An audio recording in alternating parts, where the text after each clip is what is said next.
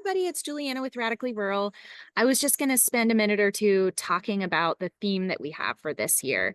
So, as most of you know, every year we have between 500 and 600 people from all over the country, Canada, and sometimes other countries as well, who come here to Keene, New Hampshire, because they love their small communities. And those people could recreate in small communities, work there, live there, or all of the above. And what's wonderful about Radically Rural is that we are unique in the sense that we have every sector you can imagine represented here. We have journalists, we have town planners, we have volunteers who love their communities, we have politicians, we have nonprofits, the business owners, the list just goes on and on. And while our breakout sessions might be more kind of track specific, our plenary sessions do tend to cover topics that bring us all together and figure out how we can work better together. And, I started this thing, I don't know, a year or two ago, where when I'm talking with folks, it could be a cashier in line, somebody I run into hiking, whatever, I ask them, what's the one thing you wish our world did better? And I would say every time I've asked that is had to do with human connection with each other. We should connect better. We should listen to each other more, that sort of thing. And I find it so interesting because while that sentiment seems to be present in everyone I talk to, and as you probably know, like the thing we love about our small communities is how bonded they are. But why do we still have so much either perceived division or actual division in our communities? And that could be political, social, or otherwise. And so that's why we're really bringing this theme of regenerating rural communities, particularly by reweaving our social fabric, into our summit this year.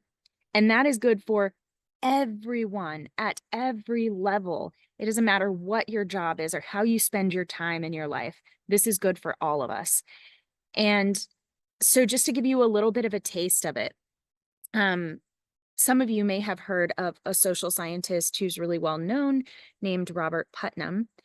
He actually only lives about 20 minutes from here because he knows our region has amazing social capital. And the term social capital was actually coined by him when he wrote his book Bowling Alone in the year 2000.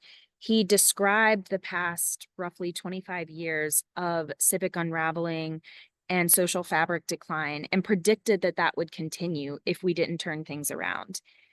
And now, 24 years later, we're looking back and realizing that everything that he predicted actually did come true. But in his most recent New York Times article, where they interviewed him, he was sort of lamenting about this. Like, he just thought if he could only show people that this was the case and give the data, then we would have the knowledge and we would be able to do the things we needed to do to turn that trend around.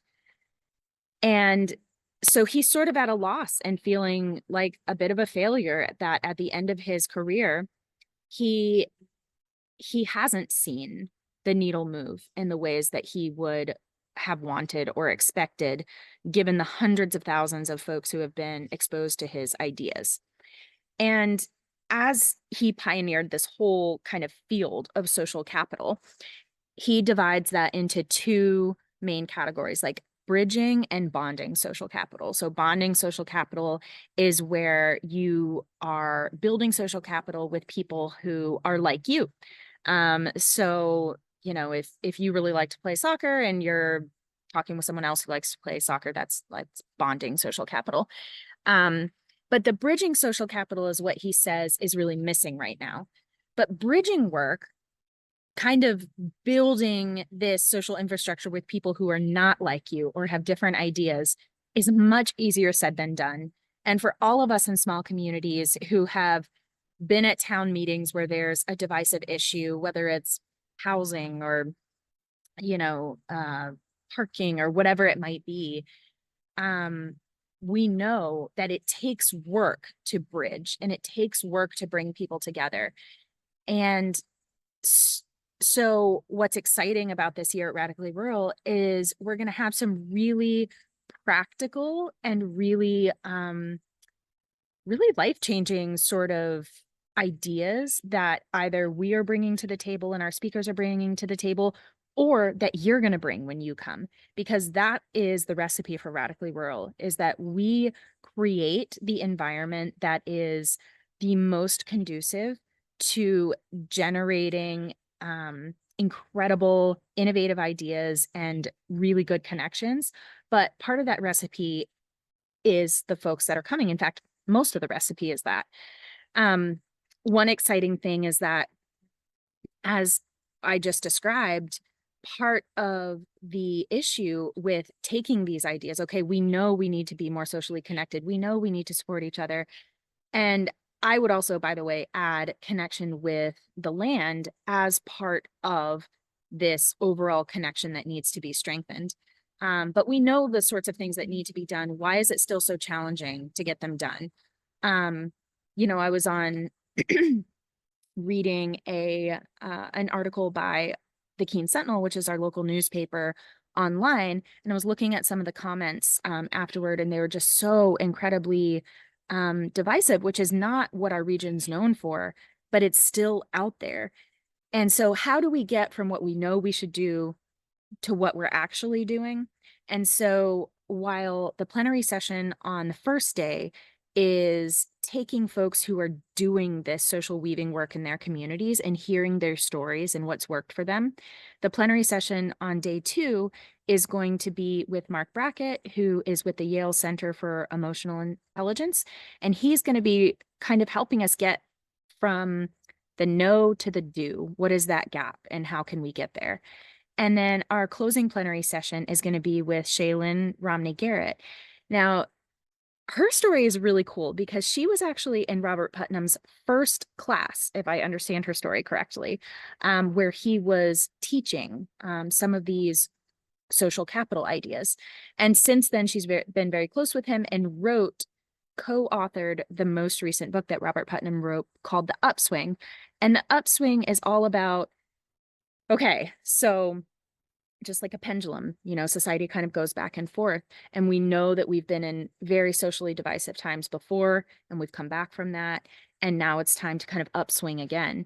And so she is going to be doing some facilitated work in our closing session to kind of help us get to the individual level, because we can sometimes over institutionalize things. And within that individual level and this authentic work of what actually needs to be done, there will be some takeaways that you can take back to your communities and just kind of continue this work.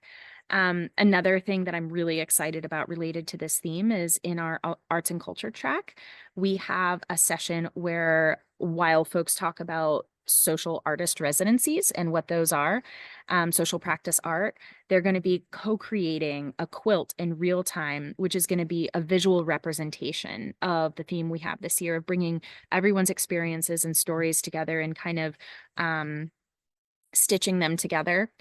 And then the last thing I'll mention related to our theme is that on our lunch sessions, we're going to have some pop-up stations where folks can actually practice some of these hard skills that you have to have when you're doing bridging social capital work. Because if you're talking with someone who disagrees with you or has real differences, then it can be really activating, and it can be really difficult. And so we're going to kind of be talking about that.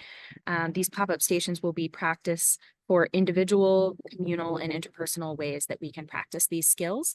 And all of this will be kind of packaged up into little guides that folks can take back with their communities, which we'll distribute at some point after the summit, where you can practice some of this work in your own community. And we're hoping, depending on how the quilt turns out, that we can kind of mail it to small communities one at a time and have this as a visual representation of the work that we've done. So I could talk about this for a long time, but I just wanted to share a little bit, because sometimes it can be really difficult to communicate this, through social media. And I just really want to end by saying that I'm really excited to have everyone at Radically Rural. Thanks so much.